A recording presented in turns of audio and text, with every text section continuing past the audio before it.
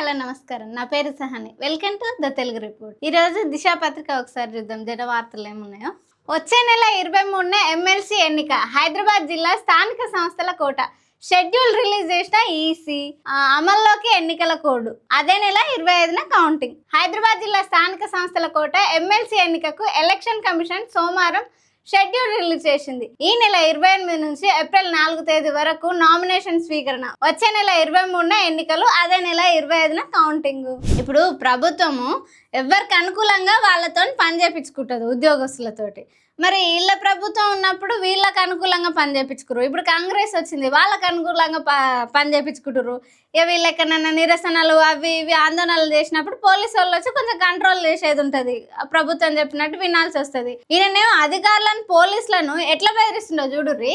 Red book warning, పోలీసులు ఆఫీసర్లకు కేటీఆర్ బెదిరింపులు, అధికారంలోకి వచ్చాక లెక్కలు సెట్ చేశామని హెచ్చరిక, ఆయన వైఖరిపై పోలీసు అధికారిక వర్గాల్లో చర్చ, బీఆర్ఎస్ వర్కింగ్ ప్రెసిడెంట్ కామెంట్స్ పై అసహనం, ఆఫీసర్లు, రోజు రోజుకు పెరుగుతున్న గులాబీ రెడ్ బుక్ బ్లాక్ మెయిల్. ఈయన నిన్నమన్న ఒక సభ జరిగింది వరంగల్లోనో ఎక్కడో, అక్కడ కూడా పోలీసులకు అధికారులకు ఎట్లా వార్నింగ్ ఇస్తుండో చూడుర్రి. నేను కేసీఆర్ అంత మంచోడిని కాదు, మళ్ళా బరాబర్ మన టైం వస్తుంది, పేర్లు రాసి పెట్టుకుంటారు, వచ్చినాక ఒక్కొక్కడికి ఏం చేయాలో అది చేస్తాం, వదిలిపెట్టే సమస్య లేదు. కొంతమంది అనుకుంటున్నారు మేము రిటైర్ అయిపోతాం. అబ్బో, రిటైర్ అయిపోయిన వాళ్ళని కూడా వదిలిపెట్టారంట. మేము రిటైర్ అయిపోతాం, ఇంటికి పోతాం, మమ్మల్ని ఏం చేస్తారని రిటైర్ అయ్యి వేరే దేశానికి పోయినా రప్పించి తప్పకుండా అన్ని లెక్కలు సెట్ చేస్తాం. రిటైర్డ్ అయిన ఎంప్లాయీస్ని ఏం లెక్కలు సెట్ చేస్తాడు ఆయన ఈ కేటీఆర్ మీద కేసీఆర్ మీద అలా నాయకుల మీద ఏమైనా దాడులు చేస్తారా పోలీసు వాళ్ళు? మీరు నిరసనలు చేసినా కదా వాళ్ళు కంట్రోల్ చేసేది. అట్లాంటిది వాళ్ళను ఇట్లా బెదిరించుడేంది? కితాబ్ మొత్తం చూస్తాం, ఇట్లా ఊకేనే బాపత్ కాదు. ఇదివరకు ఉన్న కథ వేరు, ఇప్పుడు కథ వేరు అని అంట. కరీంనగర్ సమావేశంలో కేటీఆర్ మాట్లాడుతుండు, పోలీసులకు అధికారులకు వార్నింగ్ ఇచ్చుడు మరి కరెక్టేనా ఈయన తీరు? ఇఫ్తార్ విందుల కవితక్క, రేవంత్ ఫ్లైట్ మోడీ సీఎం, 40 సార్లు ఢిల్లీకి వెళ్లి సాధించింది ఏమీ లేదు, మత ఘర్షణలపైన సమీక్షించని ముఖ్యమంత్రి, వక్ఫ్ బోర్డు చట్ట సవరణను బీఆర్ఎస్ వ్యతిరేకం, బాన్స్వాడ దావత్ ఇఫ్తార్లో కవితక్క. అయితే రీసెంట్గా ప్రభుత్వం 70 కోట్లు పెట్టి ఇఫ్తార్ విందు చేస్తుంది ముస్లింలకు. ఇప్పుడు వాళ్ళది రంజాన్ సీజన్ కదా, వాళ్ళు రోజాలో ఉంటారు కదా, 70 కోట్లు పెట్టి వాళ్ళకు ఇఫ్తార్ ఇవ్వడం కరెక్టేనా అని కాంగ్రెస్ లీడర్ ఒక ఆమె, అసలు ఇఫ్తార్ విందు అవసరం లేదు, ఒక్క పూట భోజనం కోసం 70 కోట్ల ఖర్చు ఎందుకు, అయినా కూడా ఆ ఇఫ్తార్ విందులో కూడా పెద్ద పెద్ద బడా లీడర్లకే కదా మీరు ఇఫ్తార్ విందు ఇచ్చేది, ఆ 70 కోట్ల డబ్బు అధిక మొత్తం పైన ఉన్న వాళ్ళే తింటారు, అయినా లక్షల మసీదులు ఉంటే వాళ్ళకి ఏమన్నా వెళ్తాయా ఆ డబ్బు? అసలు ఆ డబ్బు అవసరం లేదు. ఇఫ్తార్ విందు అని అంటే అసలు అందరూ ఆకలితోటి ఉన్నోళ్ళు లేనోళ్ళు బాధలు కష్టాలు తెలుసుకోవడానికి వాళ్ళు ఉపవాసం ఉంటారు తప్ప మీరు ఇన్ని కోట్లు పెట్టి అనవసరమైన ఆర్భాటాలకు వెళ్ళొద్దు. ఆ డబ్బేదో ప్రభుత్వం 70 కోట్లు వేరే పేద విద్యార్థులకు, హాస్పిటల్స్కి, ఇంకా ఎడ్యుకేషన్కి, ఎంప్లాయీస్ జీతాలకు కానీ స్కాలర్షిప్కి కానీ స్పెండ్ చేస్తే మంచిది. అంతేగాని ఎందుకు అంత డబ్బు 70 కోట్లు ఖర్చు పెట్టి ఇఫ్తార్ విందు ఇచ్చేది? అది కూడా ప్రభుత్వం అధికారికంగా అంత డబ్బు ఎందుకు ఇవ్వాలి? డబ్బులు లేదు, ఎంప్లాయీస్ జీతాలు ఇవ్వలేము అనుకుంటే ఎందుకు ఇవ్వాలి అని ఒక ఆమె. వాళ్ళ మతం ఏదైతే వాళ్ళకి ఆర్భాటం వద్దన్నదో, వేస్ట్ చేయొద్దన్నదో, అదే మతం పేరుటను మీరు ఆర్భాటం చేస్తున్నారు, షోపుటప్ చేస్తున్నారు, వేస్ట్ చేస్తున్నారు. చివరి దశకు కేబినెట్ విస్తరణ, కొత్తగా 4 లేదా 5కి ఛాన్స్. ఈ వారంలో ప్రకటన, ఉగాది తర్వాత ప్రమాణ స్వీకారం. కొత్తగా మంత్రులను తీసుకుంటున్నారు. ఇంతవరకు మనకు డిప్యూటీ స్పీకర్ కూడా లేడు. డిప్యూటీ స్పీకర్, చీఫ్ విప్ ఎంపిక సైతం అప్పుడే. అనంతరం పిసిసి కార్యవర్గం ఖరారు. వ్యక్తిగతంగా అభిప్రాయాలు సేకరించిన ఏఐసిసి పెద్దలు. ఉగాది తర్వాత మంత్రుల ప్రమాణ స్వీకారం ఉంటుంది. మరి ఎవరిని తీసుకుంటారు మంత్రివర్గంలో చూడాలి. హైకోర్టులో గ్రూప్ 1 అభ్యర్థుల పిటిషన్, మెయిన్స్ రివాల్యుయేషన్ చేయాలని రిక్వెస్ట్, తెలుగు మీడియం వారికి అన్యాయం జరుగుతుందని వివరణ, 4 వారాల్లో కౌంటర్ దాఖలు చేయండి. టీజీపీఎస్సీకి హైకోర్టు ఆదేశాలు ఇచ్చింది. ఎస్ఎల్బీసీ సహాయక చర్యలపై సీఎం రేవంత్ రెడ్డి ఆదేశాలు. ఎస్ఎల్బీసీ దగ్గర రెస్క్యూ ఆపరేషన్ ఇంకా కొనసాగుతూనే ఉంది. 31 రోజులు జరిగినా కూడా ఇంకా కొనసాగుతూనే ఉంది. 8 మంది చిక్కుకుంటే ఒక్క డెడ్ బాడీ మాత్రమే బయటకు వచ్చింది. ఇంకా 7 అందులోనే ఉన్నారు. వాళ్ళను తీసుకురావడానికి 700 మంది పనిచేస్తున్నారు.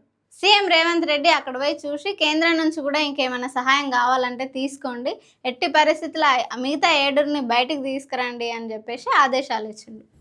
పార్లమెంట్ ఎంపీల జీతాలు పెరిగినాయి. ఎంపీల వేతనాలు పెంపు 1,00,000 నుంచి 1.24 లక్షల వరకు. రోజువారీ భత్యం 2,500 కేంద్రం ప్రకటన. 2023 1 నుంచి అమలు చేస్తారు. అంటే వాళ్ళకి జీతాలు పెంచారు. వాళ్ళు బాగా పేదోళ్ళు కదా, పెంచాల్సిందే. వాళ్ళ కాడ పైసలు ఏడున్నాయి, పైసలు లేకనే ఎంపీలు అయ్యారు వాళ్ళకి పెంచాల్సిందే. మిగతా ఇంకా అన్ని కేంద్రంలో రాష్ట్రంలో బాగా ఉద్యోగస్తులకు జీతాలు టైంకి ఇస్తారు, కానీ మంత్రులకు మాత్రం జీతాలు పెంచవలసిందే.